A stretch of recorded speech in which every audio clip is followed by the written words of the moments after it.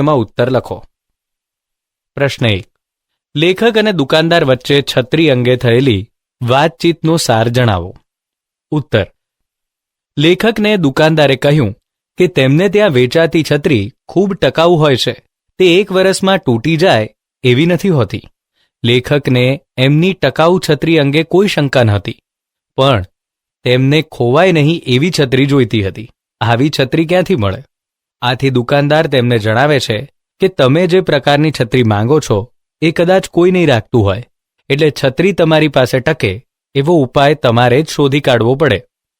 પ્રશ્ન 2. રવિન્દ્રનાથ ટાગોરની વાર્તાનું તાત્પર્ય જણાવો. ઉત્તર. રાજા પોતાના કુંવરને કાંટો ન વાગે એ માટે પોતાના આખા રાજ્યની ધરતીને ચામડાથી મઢી દેવાનો હુકમ ફરમાવે છે. આખી ધરતીને ચામડાથી મઢી દેવાનું કામ અશક્ય છે એમ સમજીને એના રાજ્યના એક માણસને એક વ્યવહારુ ઉપાય સૂઝે છે. તે રાજાના કુંવર માટે ચામડાના બૂટ સીવી આપે છે, જેથી કુંવરને ધરતી પર ચાલતા કાંટો ન વાગે. આ વાર્તાનું તાત્પર્ય એ છે કે જગતને સુધારવાના મિથ્યા પ્રયત્નો છોડી પોતાની જાતને સુધારવી. પ્રશ્ન 3. લેખકે છત્રી ખોવાઈ ન જાય એ માટે કઈ સલાહ અમલમાં મૂકી? કઈ રીતે? ઉત્તર.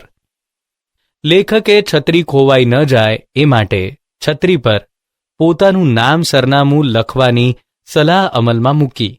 એ માટે એમણે પોતાની નવી છત્રી પર તેમનું પૂરું નામ, વિગતવાર સરનામું, ટેલિફોન નંબર વગેરે બધું જ લખાવ્યું. વરસાદના પાણીને કારણે એ ભૂંસાઈ ન જાય એટલે આ વિગતો પાકા રંગથી લખાવી.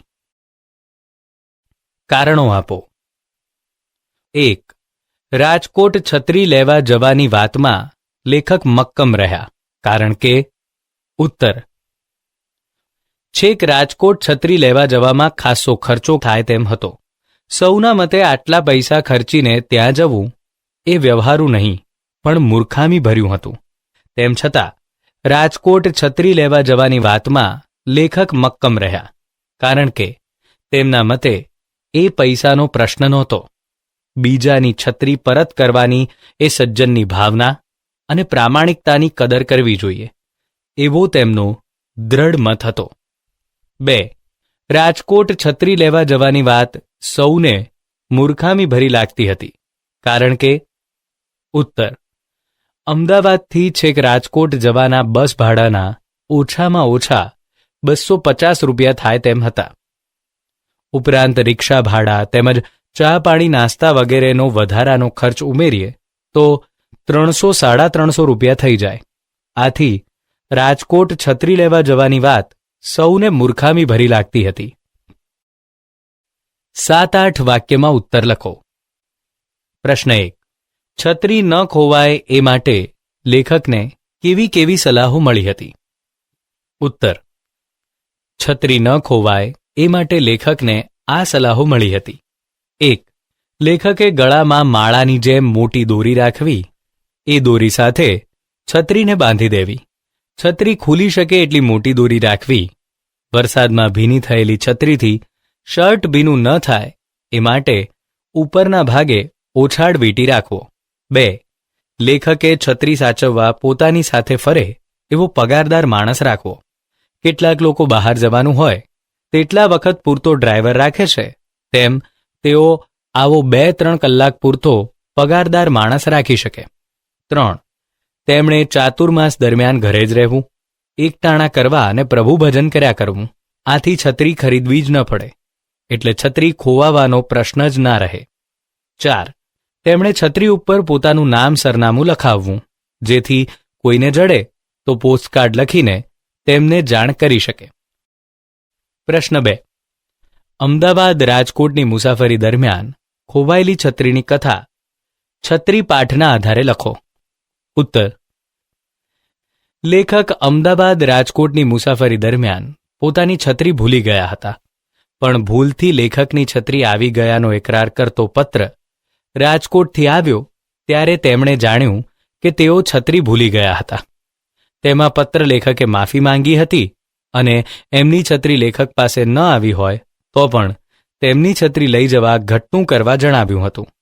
લેખકે પત્ર લખીને એ સજ્જનનો આભાર માન્યો અને તેની છત્રી પોતાની પાસે ન હોવાની દિલગીરી પણ વ્યક્ત કરી અને પોતાની છત્રી મેળવી લેવા ઘટતું કરવાનું વચન આપ્યું. હવે સવાલ એ હતો કે એક છત્રી લેવા છેક રાજકોટ સુધી જવું. એમાં રાજકોટ જવા આવવાના બસ ભાડા અને રિક્ષા ભાડાના તથા ચા પાણી નાસ્તો વગેરેના મળીને 300-350 રૂપિયા થઈ જાય. આથી છેક રાજકોટ છત્રી લેવા જવું એ વ્યવહારુ નહીં પણ મૂર્ખામી ભર્યું કહેવાય એવો સૌનો મત હતો. પરંતુ છત્રી પરત કરવાની પત્ર લેખકની ભાવના અને તેની પ્રામાણિકતાની કદર કરવી જોઈએ એ વિચારથી લેખક મક્કમ રહ્યા. આથી તેઓ રાજકોટ ગયા, છત્રી મેળવી અને એ સજ્જનનો આભાર માન્યો. વળતી બસમાં અમદાવાદ પાછા આવ્યા, પણ અમદાવાદ ઉતરતી વખતે પોતાની આદત પ્રમાણે બસમાં છત્રી ભૂલી ગયા.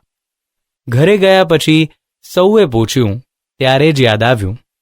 તેઓ તરત બસની ઓફિસે ગયા, પણ કોઈએ એમની છત્રી જમા કરાવી નહોતી. આમ કરવા જતાં રિક્ષા ભાડાના જવા આવવાના બીજા 80 રૂપિયા થયા. આમ તાંબિયાની ડોશી ને ઢીંગલો માથે મૂંડામણ એ કહેવત જેવું થયું. પ્રશ્ન 3. છત્રી નિબંધમાંથી હાસ્યરસ રજૂ કરતા ઉદાહરણો આપો. ઉત્તર. છત્રી નિબંધમાં લેખકે છત્રી જેવી સામાન્ય વસ્તુને નિમિત્ત બનાવી એમાંથી હાસ્ય નિષ્પન્ન કર્યું છે. એમાંના કેટલાક પ્રસંગો આપણે જોઈએ. 1. તમારી છત્રી ટકાઉ હશે જ, પણ તમારી છત્રી મારી પાસે ટકતી નથી. ખોવાય જ નહીં એવી છત્રી તમે રાખો છો?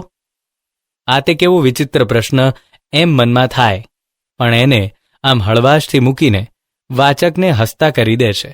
2. દુકાનેથી લઈને ઘર સુધી પહોંચતા સુધીમાં પણ છત્રી ખોઈ નાખવાના વિક્રમો મેં 1થી વધુ વાર નોંધાવ્યા છે. જાણે કોઈ મોટું પરાક્રમ કર્યું હોય એ રીતે જણાવીને એમાંથી પણ લેખક ખોવાઈ જવાની વાતને હસી કાઢે છે. 3. છત્રી ખોવાય નહીં એ માટે લોકોએ આપેલી સલાહો પણ રમૂજના જ ઉદાહરણો છે. 4. છત્રી પર નામ, વિગતવાર સરનામું, ટેલિફોન નંબર લખાવવાની વાત તો રમૂજ પ્રેરે છે, પણ એથી એ વિશેષ છત્રી પર પોતાનો આખો બાયોડેટા લખાવવાના વિચાર પર તેમને સંયમ રાખવો પડ્યો, એમાં પણ હળવો વ્યંગ છે. 5. એ પછી ખોવાયેલી છત્રી લેવા અમદાવાદથી છેક રાજકોટ જવું એ માટે ખાસો ખર્ચો કરવો અને અંતે ભૂલકણા સ્વભાવને કારણે મળેલી છત્રી ફરી બસમાં ભૂલી જવી, ત્યારે પેલી કહેવત યાદ આવે છે, તાંબિયાની ડોશી ને ઢીંગલો માથે મૂંડામણ.